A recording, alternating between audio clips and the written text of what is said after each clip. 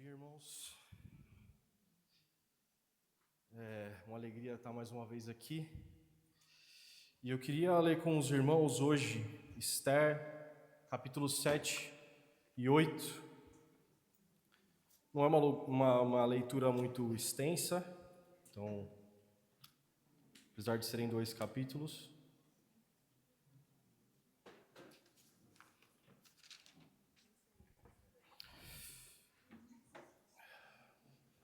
E fala assim, o capítulo 7. O rei foi com Amã ao banquete da rainha Esther. No segundo dia, durante o banquete do vinho, o rei perguntou a Esther: "Qual é o seu pedido, rainha Esther? Você será atendida. O que você quer? Até a metade do reino lhe será dado."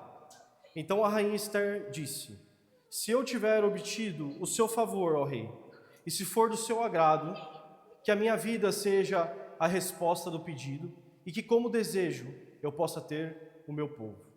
Porque fomos vendidos, eu e o meu povo, para sermos destruídos, mortos e aniquilados de vez. Se ainda nos tivessem vendido como escravos e escravas, eu me calaria, pois não valeria a pena incomodar o rei por uma coisa dessas." Então o rei Assuero perguntou à rainha Esther: "Quem é esse cujo coração o instigou a fazer uma coisa dessas? Onde está esse homem?" Esther respondeu: "O adversário e inimigo é este malvado Amã." Então Amã ficou apavorado diante do rei e da rainha. E o rei, no seu furor, se levantou do banquete do vinho e passou para o jardim do palácio. Amã, porém, ficou para rogar por sua vida à rainha Esther, pois viu que o mal contra ele já estava determinado pelo rei. Quando o rei voltou do jardim do palácio para a casa do banquete, Amã tinha caído sobre o divã em que se achava Esther.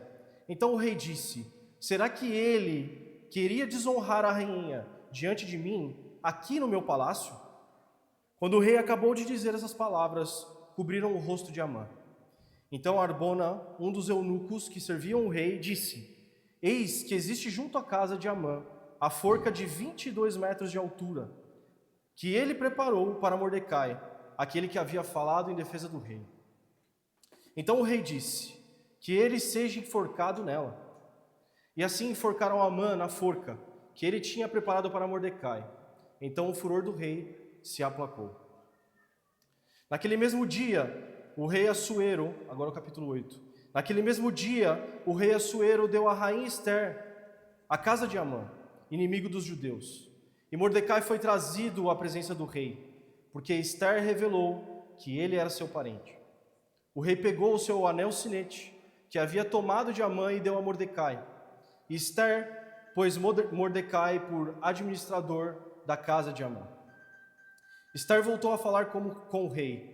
Ela se lançou aos pés dele e com lágrimas lhe implorou que rogasse a maldade de Amã, o Agagita, e a trama que ele havia arquitetado contra os judeus.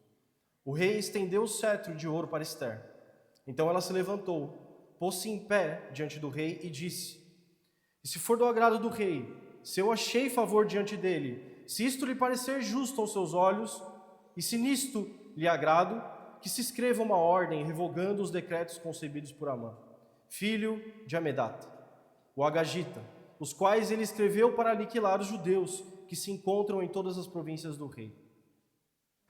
Pois como poderei ver desgraça que sobrevirá ao meu povo? E como poderei ver a destruição da minha parentela?"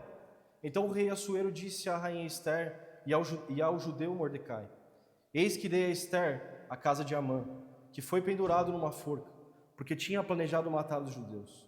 E agora, em nome do rei, escrevam aos judeus o que lhes bem parecer, e selem o documento com o anel sinete do rei. Porque os decretos feitos em nome do rei, que foram selados com o seu anel sinete, não podem ser revogados."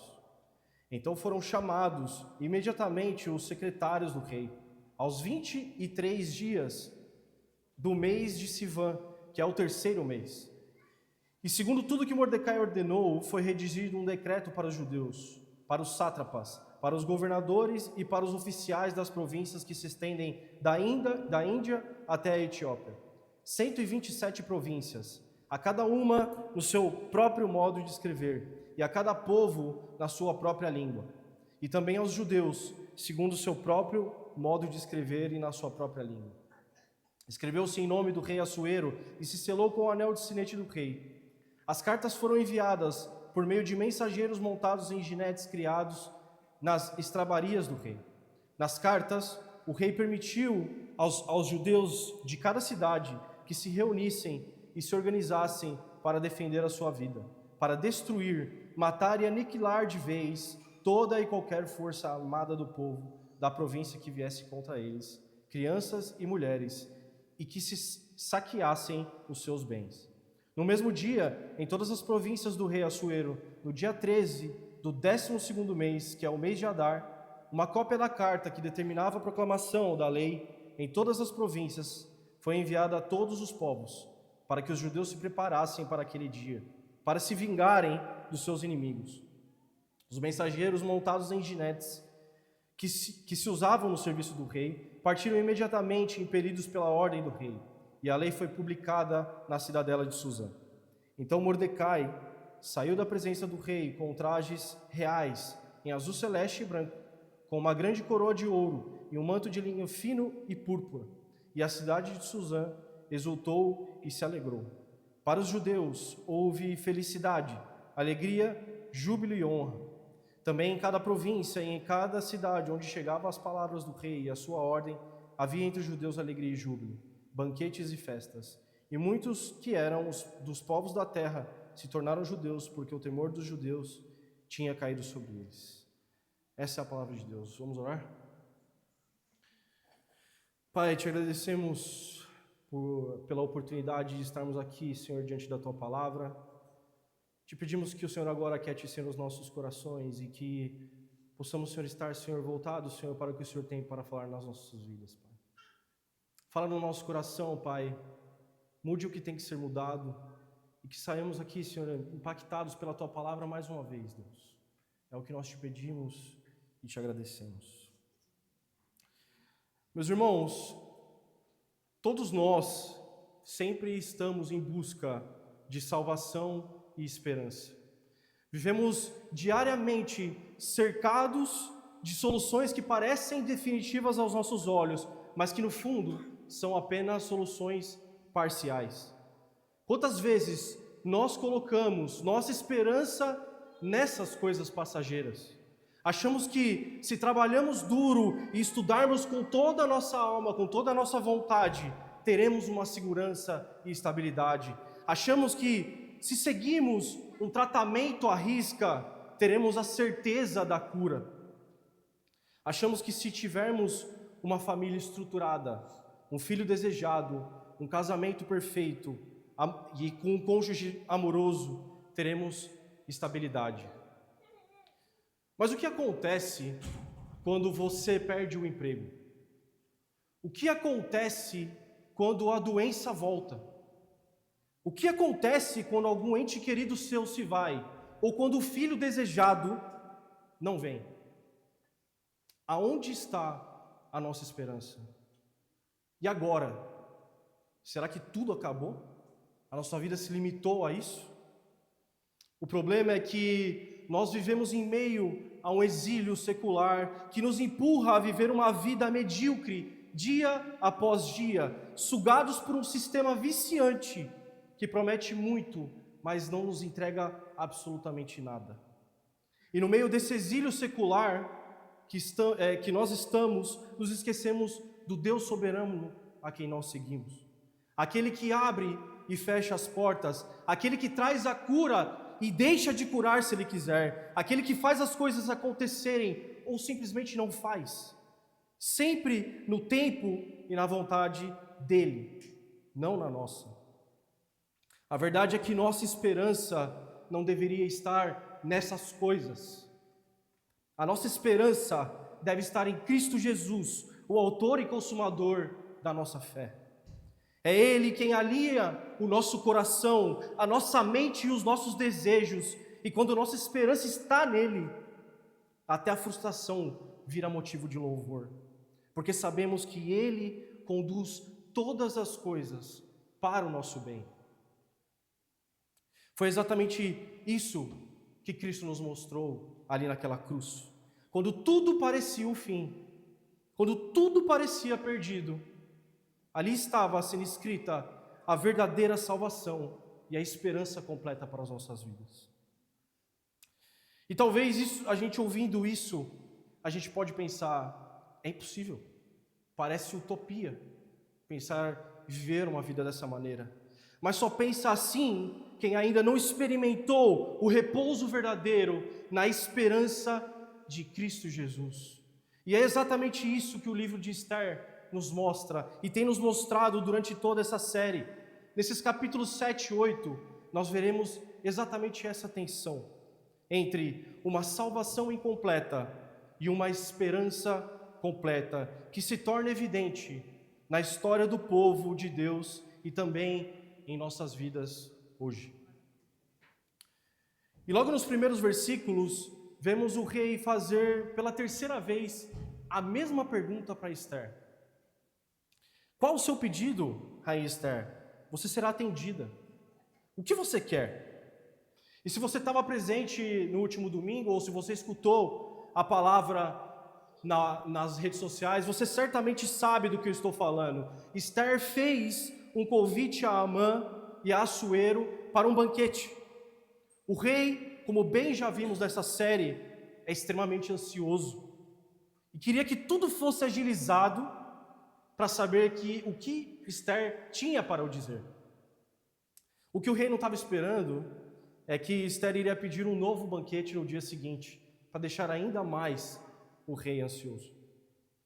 Esther preparou e esperou o momento certo para suplicar ao rei um pedido de misericórdia, suplicando por salvação pela vida dela e do seu povo.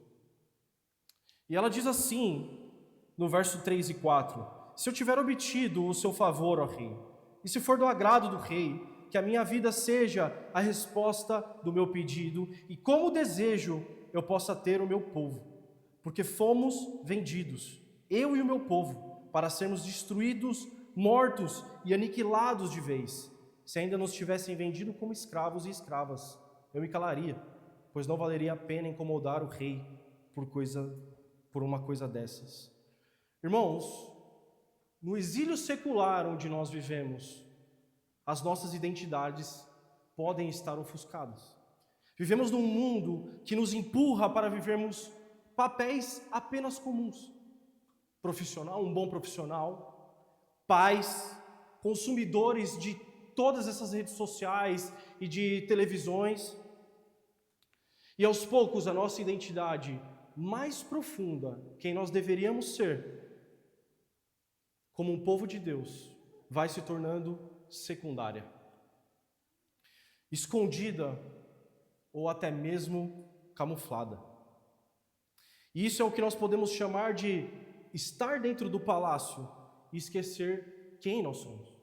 Era o começo quando nós vimos a história de Esther. E por que é que eu estou falando isso? Porque se a gente reparar no que Esther disse, ela não suplica apenas por socorro, ela assume quem ela é. Que a minha vida seja a resposta ao meu pedido, porque fomos vendidos eu e o meu povo. No ambiente em que sua identidade poderia ter sido completamente ocultada pelo luxo do palácio, Esther declara publicamente, diante do rei e de todas as pessoas que estavam ali, quem ela era. Ela pertencia àquele povo. Esther agora já não vive mais assimilada àquela cultura. Esther agora se levanta como representante daquele povo. E isso é decisivo para nós, porque no exílio moderno nós temos duas opções.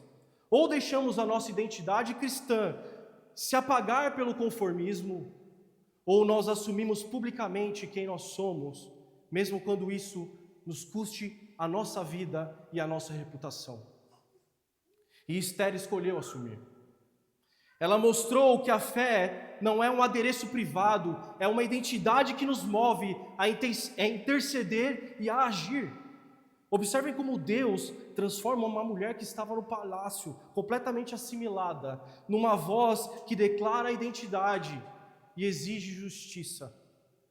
E vejam também como isso ilumina a minha e a sua condição. A salvação que experimentamos pode ser incompleta nessa vida. Mas a identidade em Cristo nos chama a viver com esperança completa, não escondidos, mas assumidos de quem nós somos. E após Esther suplicar, o rei pergunta para ela: quem é esse homem, Esther? Quem ousou fazer isso com a minha rainha? E aqui, meus irmãos, a gente precisa lembrar de fato quem é esse rei. Se você acompanhou toda a série, você sabe que esse é o mesmo rei do capítulo 1, que escolheu exibir a rainha como um troféu perante todo o povo. Esse é o mesmo rei vaidoso, esse é o mesmo rei extravagante, que gosta de ostentar as riquezas e de ostentar as suas mulheres escolhidas a dedo no seu harém. Então, quando o Assuero pergunta: Esther, me fala quem é esse homem, ele não está movido por uma justiça. Ele quer saber quem ousa tocar na minha rainha, quem mexeu com uma das minhas mulheres, talvez a mais importante de todas. O coração desse rei não mudou. É o mesmo homem orgulhoso, fútil e preocupado com a sua imagem. E é justamente nessa tensão que nós vemos a mão poderosa de Deus agindo. Esther aponta e declara diante de todos ali que estavam naquela sala que o adversário e inimigo é Amã. E eu tento me colocar sempre na perspectiva da narração, e naquele momento eu acredito que deva ter ficado todo mundo meio travado naquela sala. Um silêncio absoluto, o rei simplesmente sai da sala, e a pergunta que fica na nossa cabeça é: por que é que o rei saiu da sala? Por que ele não, naquele exato momento, sabendo que é Amã quem está fazendo aquilo contra a sua rainha, por que ele não busca por justiça instantaneamente? Porque o rei agora tinha um enorme problema nas suas mãos. Se a gente pensar um pouco, foi o próprio rei quem coloca Amã como a segunda pessoa mais importante do seu reino. E foi o próprio rei que deu o anel para que Amã fizesse o decreto contra o povo judeu. Então, como ele poderia simplesmente condenar Amã agora, sem admitir que ele também era um culpado? Como poderia punir um homem que ele mesmo havia exaltado, sem manchar a imagem do soberano absoluto rei da Pérsia? Mas o texto também nos diz que o rei volta do jardim. E era tudo que o rei precisava quando ele volta para dentro daquela sala. Era a solução que ele precisava, porque ele encontra Amã caído aos pés do divã, aos pés de Esther. E provavelmente, não só provavelmente, mas a palavra nos fala que Amã está intercedendo, suplicando pela sua vida, porque ele já sabia o mal e já sabia o que o rei iria decretar sobre a sua vida. E o rei, esse mesmo rei, orgulhoso, vaidoso, fútil, aproveita essa oportunidade. Ele aproveita essa cena. Ele não enxerga o ato de Amã como uma súplica. Ele não enxerga aquilo para lhe dar um ato de piedade com Amã, mas pelo contrário, ele o acusa. No versículo 8 fala: será que ele ainda quer violentar a minha rainha na minha própria casa, na minha presença? E é óbvio que Amã não estava tentando isso. Mas para Assuero, essa era a desculpa perfeita. Dessa maneira, ele não precisava assumir a responsabilidade por aquele decreto, muito menos confessar a sua culpa. Ele transfere toda a desonra daquele decreto, daquela vergonha, para Amã. E assim ele encontra uma saída política para proteger o seu status e a sua aparente glória. E meus irmãos, é exatamente nesse momento e nesse contexto que a história daquele povo começa a mudar. O homem que planejava destruir os judeus é condenado e a sentença contra ele é imediata. E aqui vemos que Deus às vezes conduz a história também com uma certa ironia. Amã havia planejado a morte de Mordecai numa forca, e ele mandou construir uma forca de 22 metros. Mas na realidade, quem morreu nessa forca foi o próprio Amã. Amã havia conseguido um decreto de morte para aquele povo judeu, mas agora a sua própria vida é arrancada diante do rei e daquele povo. O inimigo, que parecia invencível, se torna absolutamente nada. E a salvação que parecia impossível começa a ser escrita. E é isso que o livro de Esther vai nos ensinando.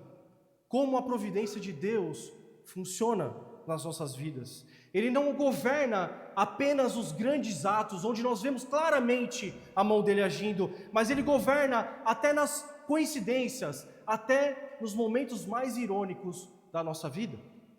E quando os poderosos se acham e pensam que tem tudo sob controle, Deus mostra quem realmente conduz toda a história.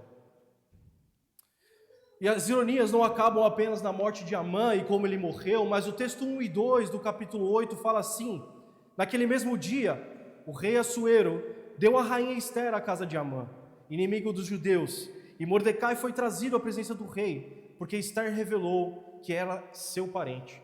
O rei pegou o seu anel sinete, que havia tomado de Amã, e o deu a Mordecai. Esther pôs Mordecai por administrador da casa de Amã. A ironia é que o rei entrega essa casa de Amã a Esther, e Esther põe o próprio Mordecai, que estava condenado por Amã, para governar a própria casa dele. E o anel que pertencia ao rei, dado a Amã, agora está na mão de Mordecai. Mas, meus irmãos, mesmo depois de toda essa reviravolta da história, a salvação daquele povo não estava completa. O versículo 8 mostra exatamente a fala do rei, quando ele diz que nem mesmo ele poderia reverter aquele decreto. Então só havia uma única maneira de tentar resolver esse problema, era criando exatamente um outro decreto. Mesmo Esther implorando ao rei que revogasse, ele não poderia transformar aquela história. Ele não poderia, ele mesmo, trazer a salvação àquele povo. E há algo muito interessante, e que, possivelmente, se a gente ler esse texto desapercebido, nós não vamos prestar atenção nisso. Mas esse texto, e no capítulo 8, ele repete diversas vezes a palavra rei. E todas as vezes está de fato atribuído ao rei Assuero. E isso não é um detalhe irrelevante. O autor simplesmente está chamando a nossa atenção para aquele momento. O rei Assuero, o maior rei naquele momento, naquele contexto, ele era rei sobre 127 províncias. Ele era um rei incapaz de salvar um povo. Ainda com toda a sua glória, com todo o seu poder, ele não podia desfazer um único e simples decreto. E aqui Deus mostra claramente quem é o verdadeiro rei da história. Quem decreta e quem tira decretos. É esse o nosso Deus a quem nós servimos. É o verdadeiro rei que não governa apenas 127 províncias, ele governa todo o universo. Ele não é um rei limitado pelas nossas leis e pela nossa visão, mas ele é o rei soberano que escreve decretos eternos nas nossas vidas.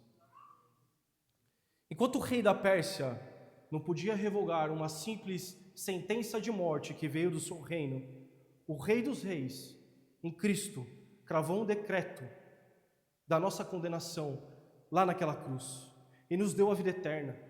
E esse é o contraste. O poder humano é limitado, e a soberania de Deus é ilimitada, e ela transcende o nosso pensamento.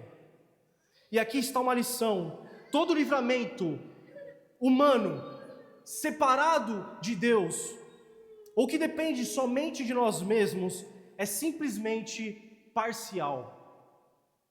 Esther e Mordecai foram instrumentos de Deus, mas ainda assim, eles eram heróis quebrados de um povo quebrado.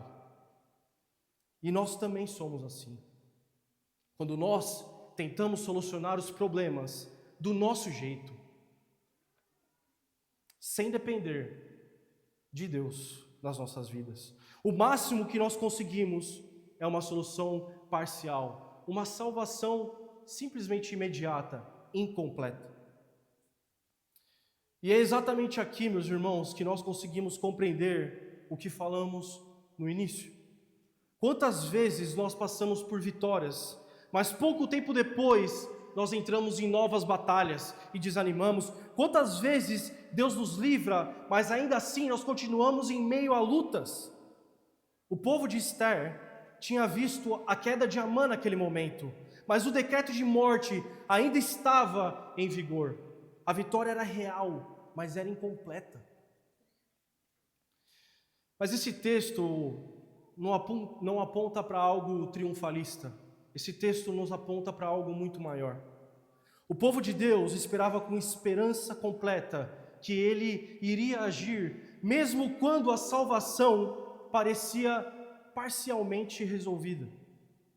O versículo 16 fala que houve felicidade, alegria, júbilo e honra entre os judeus, quando eles receberam aquela informação daquele decreto.